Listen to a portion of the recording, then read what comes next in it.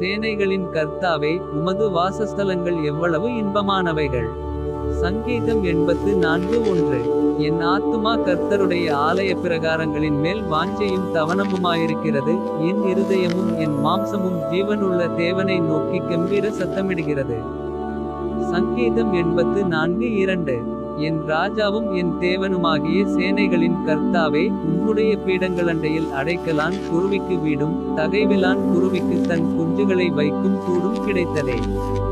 சங்கீதம் 84:3. உம்முடைய வீட்டில் வாசமாயிருக்கிறவர்கள் பாக்கியவான்கள், அவர்கள் எப்பொழுதும் உம்மை துதித்துக் கொண்டிருப்பார்கள். சங்கீதம் 84:4. உம்மிலே பெலன் கொள்ளுகிற மனுஷனும் தங்கள் இருதயங்களில் செவ்வையான வழிகளை கொண்டிருக்கிறவர்களும் பாக்கியவான்கள். சங்கீதம் 84:5. அழுகையின் பள்ளத்தாக்கை உருவ நடந்து அதை நீரூற்றாக்கிக் கொள்ளுகிறார்கள், மழையும் குளங்களை நிரப்பும். சங்கீதம் 84:6.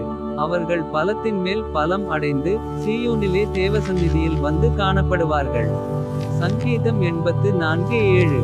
சேனைகளின் தேவனாகிய கர்த்தாவே, என் விண்ணப்பத்தை கேளும், யாக்கோபின் தேவனே, செவிகொடும்.